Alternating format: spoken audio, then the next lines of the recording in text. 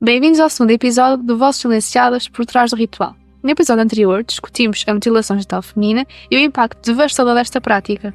Hoje vamos interpretar a mutilação no contexto global, com testemunhos reais e ainda a opinião de alguns estudantes da nossa faculdade. Sim, Leonor, é importante perceber que a mutilação genital feminina não é um problema isolado, ou de um continente, ou só de uma região. Como já dissemos no episódio anterior, este problema afeta várias mulheres, diversas culturas em diversos momentos da vida, principalmente em países da África, do Médio Oriente e também da Ásia. No entanto, como referimos no episódio passado, também existem casos em países ocidentais, onde existem comunidades imigrantes que mantêm a prática. Agora vamos falar de alguns dados que nós recolhemos que são bastante alarmantes. A Organização Mundial de Saúde acredita que mais de 200 milhões de mulheres em todo o mundo foram submetidas à mutilação genital feminina. Este número abrange mulheres em mais de 30 países, principalmente na África, mas também em algumas comunidades do Médio Oriente. E embora muitos possam pensar que esta prática é exclusiva ao continente africano, a realidade é bem mais complexa. A mutilação genital feminina também afeta comunidades em outros países, como o Egito, a Indonésia, a Índia, o Iémen e até algumas regiões na Europa e América do Norte, onde as populações migrantes mantêm estas tradições. De acordo com os dados mais recentes, cerca de 3 milhões de meninas estão em risco de serem submetidas à mutilação genital a cada ano. Ou seja, a cada 11 segundos, uma menina é mutilada em algum lugar do mundo. Isso é mesmo assustador, mas mais assustador ainda é que o maior número de casos ocorre na África subsaariana, com países como a Somália, Guiné e Mali, onde mais de 90% das mulheres e meninas já foram submetidas a esta prática. Contudo, há também uma crescente preocupação com os casos que surgem fora do continente africano.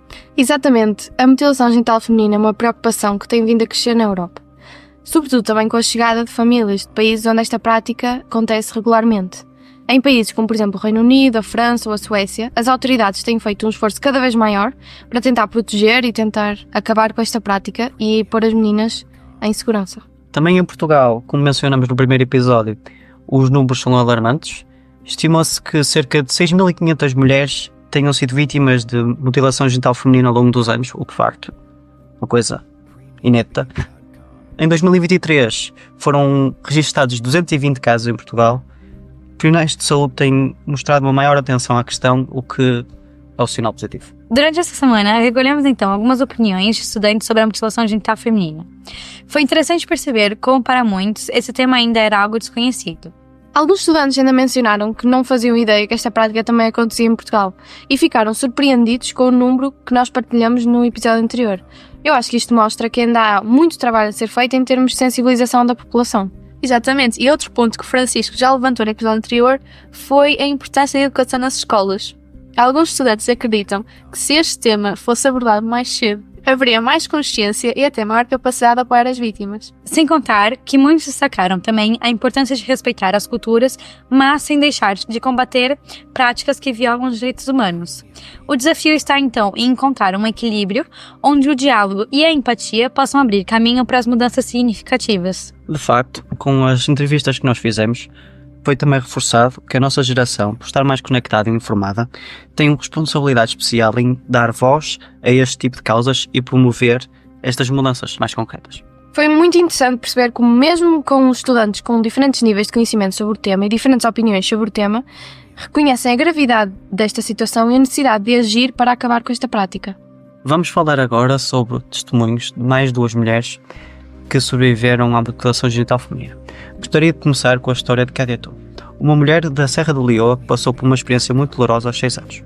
Ela vive agora em Portugal e partilhou como conseguiu transformar a sua dor em ativismo e apoio para outras mulheres. Ressaltar também que a Serra Leoa é um país com uma alta prevalência nesta prática. Estima-se que cerca de 90% das mulheres tenham sido vítimas de mutilação genital feminina.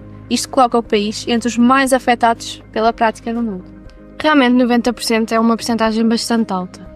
Agora, continuando com o testemunho, ela tinha apenas 6 anos quando foi submetida à mutilação genital feminina, um processo realizado por uma mulher da sua comunidade com uma lâmina. Ela recorda-se do medo e da dor, de como foi difícil compreender o que estava a acontecer. Durante anos, ela sofreu de infecções e complicações físicas e psicológicas, mas o impacto psicológico foi o que ela diz ter sido mais profundo. Aos 18 anos, mudou-se para Portugal, onde, ao encontrar grupos de apoio e começar a compreender o que realmente lhe acontecera, passou a lutar contra a mutilação genital feminina, ajudando muitas outras mulheres a se reerguerem. A história da Cadiatu é profundamente tocante. O que mais me impressiona é a sua capacidade de, após tanto sofrimento, encontrar forças para educar outras mulheres e lutar por uma causa tão importante. Sim, é admirável a forma como ela usou a sua dor como combustível para ajudar outras mulheres a encontrar um caminho de cura. Ela tornou-se uma defensora incansável na erradicação da mutilação genital feminina. De facto, uma história admirável e que toda a gente devia conhecer. Eu agora queria falar de outra história. Esta história fala de uma mulher chamada Fatoumata. Ela é uma mulher do Mali que também passou por outra experiência traumática aos 8 anos. Esta mulher foi submetida à mutilação genital feminina num ambiente familiar. Ela descreve o procedimento como extremamente doloroso e realizado sem qualquer tipo de anestesia. E o medo que sentiu ao ser forçada a passar por isso ainda lhe passa pela cabeça. Anos depois, já na Europa, ela começou a sofrer complicações graves de saúde, incluindo infecções crónicas e dificuldades para engravidar. Foi quando procurou ajuda médica e foi submetida a uma cirurgia reconstrutiva. Embora esta cirurgia tenha ajudado fisicamente, as cicatrizes emocionais persistem. Hoje, ela partilha a sua história com outros migrantes, trabalhando para que as gerações futuras não sofram o mesmo. Este testemunho é realmente bastante impactante. Mostra-nos que mesmo depois de tanto sofrimento é possível recomeçar. É uma lição de coragem e de como podemos usar a nossa história para ajudar os outros. A Fatoumata procurou apoio psicológico, o que foi fundamental. A mutilação genital feminina deixa marcas profundas, não só físicas. Mas o mais bonito é a forma como ela conseguiu transformar a dor em algo poderoso, lutando para que ninguém mais passe por isso. Este episódio conseguiu mostrar-nos que existe sempre espaço para a esperança. Histórias como a da Fatoumata e da Cadiatu são uma prova que juntos conseguimos mudar. Este projeto surgiu num trabalho da cadeira de Psicologia Social 1 e foi uma oportunidade de aprender mais sobre este tema tão urgente e tão importante. Esperamos que este podcast tenha ajudado a aumentar a consciência e tenha mostrado a importância de continuar a luta contra a mutilação genital feminina. Agradecemos a todos que nos ouviram. A luta pelo fim da mutilação genital feminina continua e todos têm um papel a desempenhar. Vamos continuar a dar voz às vítimas e a trabalhar para um futuro onde essa prática seja apenas uma página sombria da história. Este é o fim do nosso podcast, mas a luta continua. Não deixem que as vozes das sobreviventes sejam silenciadas. Obrigada por nos ouvirem e por se unirem a nós nesta causa. Até à próxima!